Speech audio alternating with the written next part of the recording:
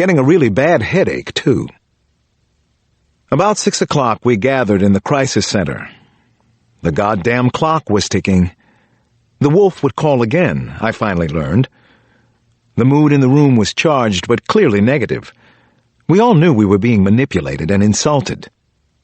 I was sure the atmosphere was the same in Washington, London, Tel Aviv. Suddenly we heard his voice on the speakerphone, heavily filtered, familiar, obscene. "Sorry to keep everybody waiting," he said. And although he didn't laugh, there was nothing but derision in his tone. I wanted to scream at the bastard. "But then, of course, I have been kept waiting, haven't I? I know it's because the precedent is unacceptable to all the governments. The loss of face. I understand. I get it. And now I need you to understand something too.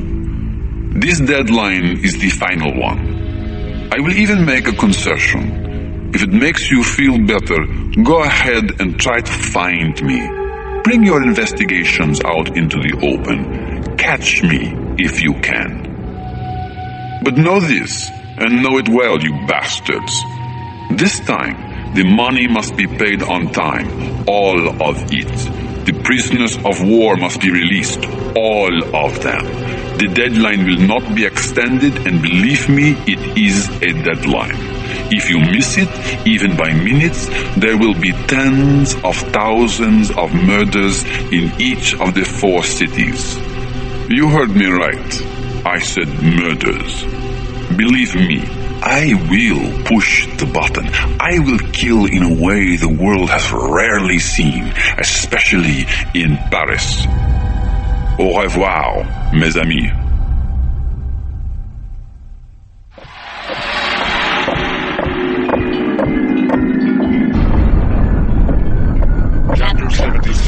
Chapter 76. Later that night, Etienne Marteau and I thought we might have stumbled onto something useful and maybe even important. At that point, every clue was being looked at as vital. The French National Police had intercepted several messages dialed on the phone of a known arms dealer working out of Marseille. The dealer specialized in hardware from the Red Army, contraband that was floating all over Europe, especially in Germany, France, and Italy. In the past, he'd sold contraband to radical Islamic groups. Marteau and I read and reread the transcript of a phone conversation between the arms dealer and a suspected terrorist with ties to Al-Qaeda. The conversation was coded, but the French police had broken most of it down. Arms dealer. Cousin, how is your business these days? Are you ready to do the job? Are you coming to see me soon? Can you travel? Terrorist. Oh, you know, I have a wife and too many children. These things are sometimes complicated. He has a large team. Arms dealer. For God's sake, I have told you before, bring your woman and the children with you. You should come right now. Bring your whole team now. Terrorist. We are all very tired.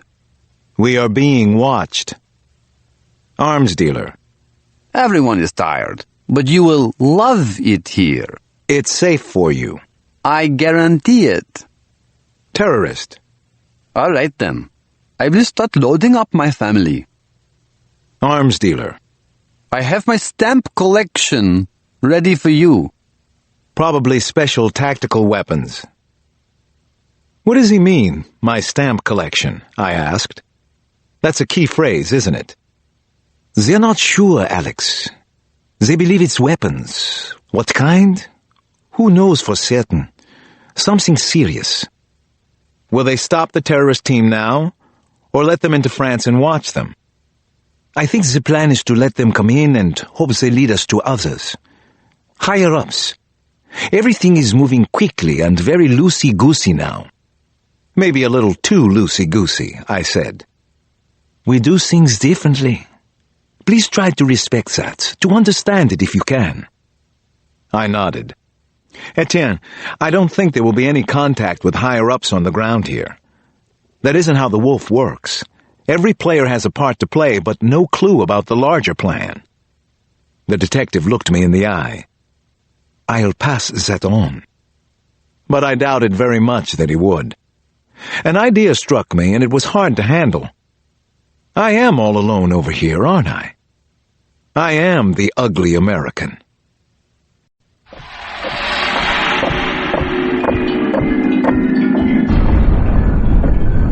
Chapter 76. Chapter 77.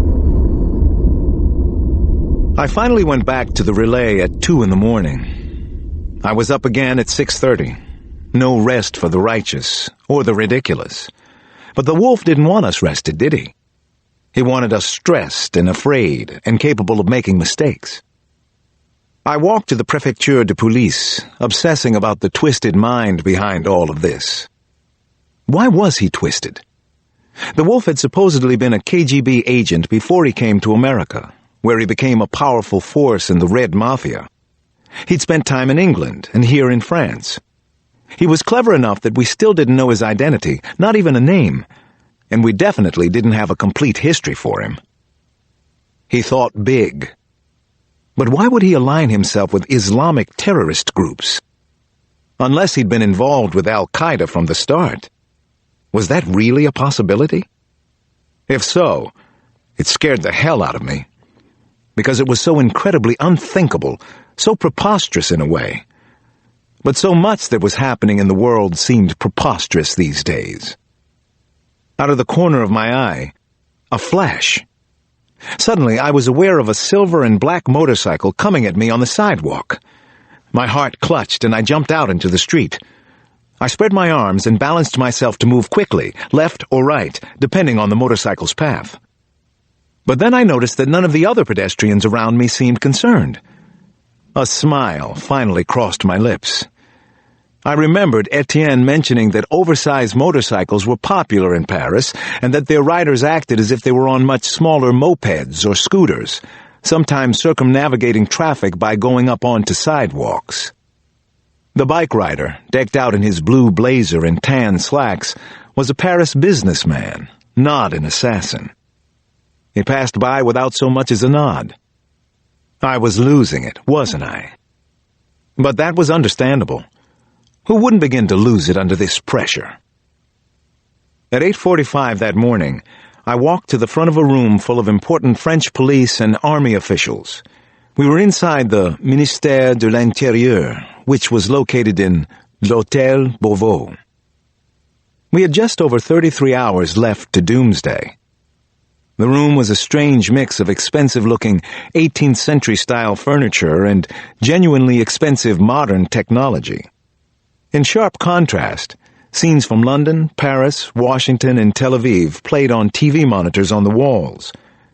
Mostly empty streets, heavily armed soldiers and police everywhere. We are at war, I thought to myself, with a madman. I'd been told that I could speak in English to the group, but it would be best if I went slowly and enunciated my words clearly. I figured they were afraid I was going to deliver my talk in street slang that no one in the room would understand. My name is Dr. Alex Cross. I'm a forensic psychologist, I began. I was a homicide detective in Washington, D.C. before I became an agent with the FBI. Less than a year ago, I worked on a case that put me in touch with the Red Mafia. In particular, I was involved with a former KGB man known only as the Wolf. The Wolf is my subject this morning. I could have done the rest in my sleep. For the next 20 minutes I talked about the Russian, but even as I was finishing up and the question and answer period began, it was clear to me that although the French were willing to listen to what I had to say, they were steadfast in their belief that Islamic terrorists were the real source of the threat to the 4 targeted cities. Either the Wolf was part of Al-Qaeda, or he was working with them. I was trying to keep my mind open, but if their theory was correct, my mind would be completely blown. I just didn't buy it. The Wolf was Red Mafia. About 11 o'clock, I went back to my cubicle office and found that I had a new partner.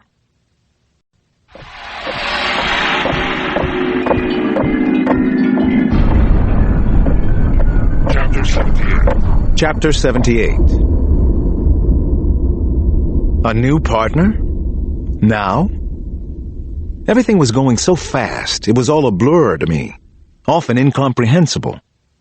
I had to assume that the FBI had contacted someone and pulled some strings. Someone had. The new partner was an agent de police, a woman named Maud Boulard, who immediately informed me that we would be working in the French police way, whatever the hell that was supposed to mean. Physically, she was very much like Etienne Marteau, thin, with an aquiline nose and sharp features, but shiny red hair. She went out of her way to tell me she had visited New York and Los Angeles and didn't care for either city at all.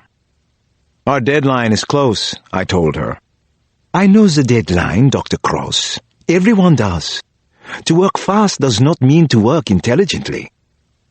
What she called our surveillance of the Red Mafia began along the Parc Monceau and the 8th arrondissement. Unlike in the United States, where the Russians seem to hang out in such working-class neighborhoods as Brighton Beach in New York, the Mafia was apparently situated in pricier digs here. Maybe because they know Paris better and have operated here longer, Maud suggested. I think so. I have known the Russian thugs for many years. They don't believe in your wolf, by the way. Believe me, I've asked around. And that's what we did for the next hour or so. Talked about the wolf to Russian thugs Boulard knew. If nothing else, the morning was beautiful, with bright blue skies, which made it excruciating for me. What was I doing there? At 1:30, Maud said cheerfully, Let's have lunch, with the Russians, of course. I know just the place. She took me into what she called one of the oldest Russian restaurants in Paris, Le Daru. The front room was paneled with warm pine as if we were inside the dacha of a wealthy Muscovite. I was angry, but trying not to show it. We simply didn't have time for a sit-down lunch. Nevertheless, Maud and I ate. I wanted to strangle her, the obsequious waiter, anybody I could get my hands on. I'm certain she had no idea how angry I was. Some detective. As we finished, I noticed that two men at a nearby table were watching us. Or maybe they were eyeing Maud with her lustrous red hair. I told her about the men, and she shrugged it off as, the way men are in Paris. Pigs. Let's see if they follow, she said, as we got up and left the restaurant. I doubt that they will. I don't know them. I know everybody here. Not your wolf, though. They're leaving right behind us, I told her. Good for them. It is the exit, after all. The short Rue Daru ended at Rue de Faubourg, Saint-Honoré, which Maud told me was a window shopping experience that continued all the way to the Place Vendôme. We had walked only a block when a white Lincoln limousine pulled up alongside us. A dark-bearded man opened the rear door and looked out. Please get in the car. Don't make a scene. Get in now. I'm not fooling around. No, said Maud. We don't get in your car. You come out here and talk to us. Who the hell are you? Who do you think you are? The bearded man pulled a gun and fired twice. I couldn't believe what had just happened right in the middle of a Paris street. Maud Boulard was down on the sidewalk, and I was certain she was dead. Blood seeped from a horrible, jagged wound near the center of her forehead. Her red hair was splayed in 100 directions. Her eyes were open wide, staring up into the blue sky. In the fall, one of her shoes had been thrown off and lay out in the middle of the street. Get in the car, Dr. Cross. I won't ask you again. I'm tired of being polite, said the Russian, whose gun was pointed at my face. Get in, or I'll shoot you in the head, too. With pleasure.